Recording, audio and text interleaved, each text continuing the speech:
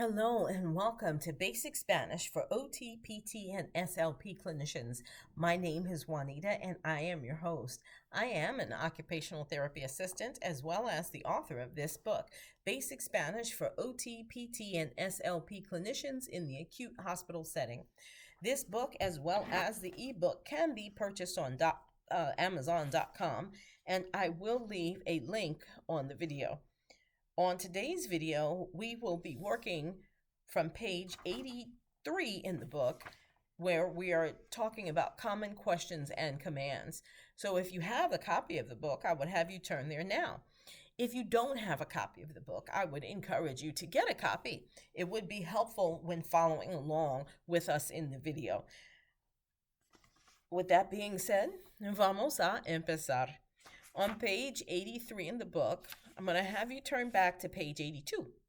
Okay. The reason for that is because the English of what's on page 83 starts on 82. So do not lift more than 10 pounds. So we're giving a patient instructions from the doctor. It says you have lifting restrictions, no more than 10 pounds. If you want to say that in Spanish, no levante más de 10 libras.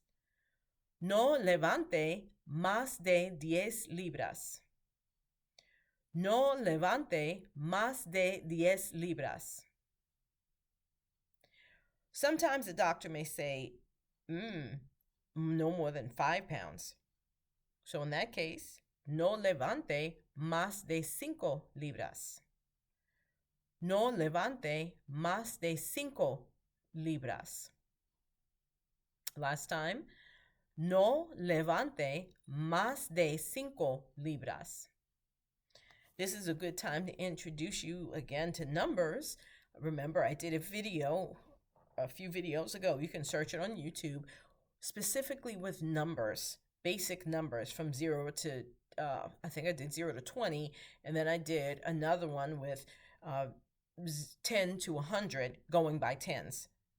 And we discussed how to say 27 or 38 or 52, things like that. The next one is do not lift. No levantes. No levantes. No levantes. And on another video, I gave some hints about how you can start remembering words as an adult learner. Sometimes it's hard, especially when our target language is something that's not connected to what our primary language is. So you may look at that and say, no levantes, how will I remember that? But what I do sometimes is I'll think about levitating. Levitating, someone that levitates, that's someone who's off the ground.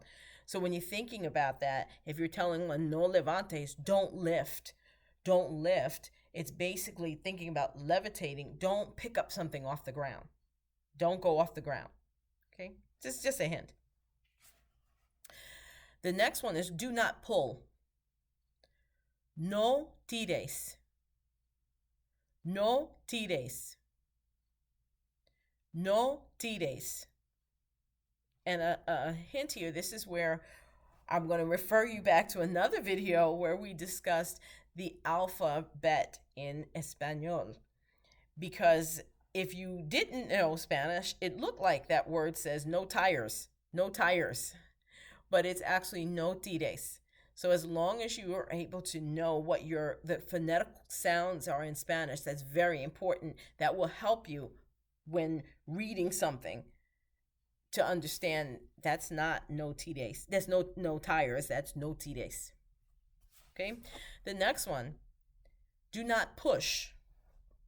No empujes. No empujes. No empujes. Do not push. Okay?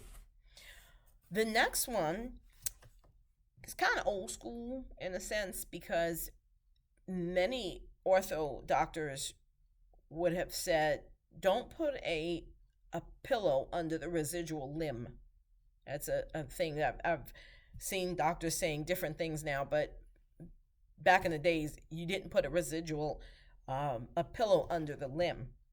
So, reading it from the book, no ponga una almohada debajo de la extremidad residual. I'm going to say that slow again. No ponga una almohada debajo de la extremidad residual.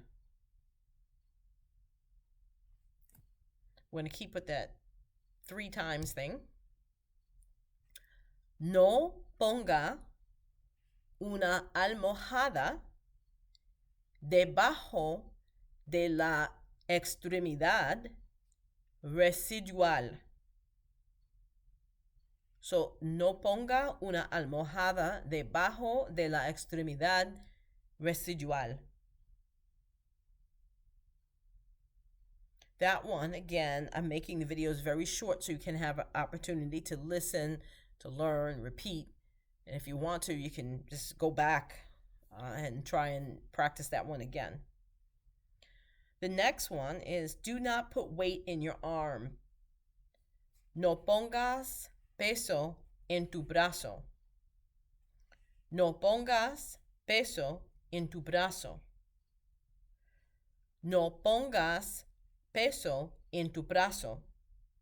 So a lot of times patients, the doctor may have them under lifting restrictions. We're telling them, don't put weight through your arm. You're not pushing any weight. Don't put any weight through your arm.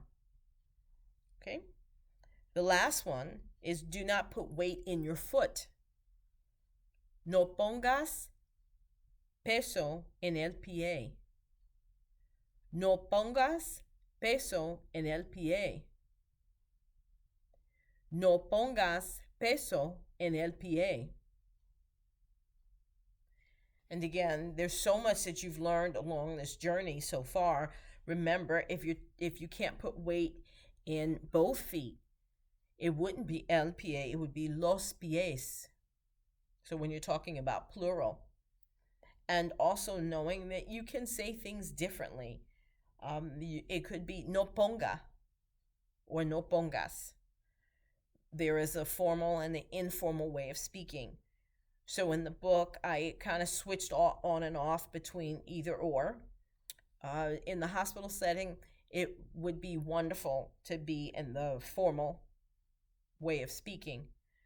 However, if you've learned the informal way of saying something and you know how to say it that way, I have found, again, that it has not been insulting to patients, especially when they understand that you are not a native speaker, you are learning the language.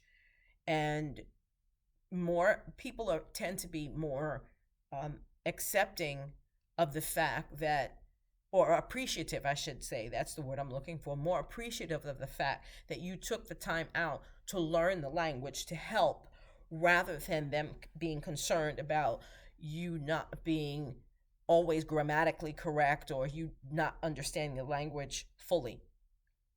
Again, this channel, the book and the ebook was set up as a basic Spanish, to provide basic Spanish phrases to help. I will always remind you to use Spanish interpreters if you have them available.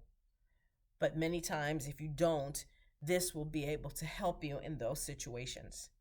So I'm hoping that this is beneficial to the therapeutic community. I've never asked this on other videos, but I will say, if you have any comments or questions, please feel free to leave them below. I will try to respond as I can. So, as always, gracias por venir, and I will see you in the next video. Adios.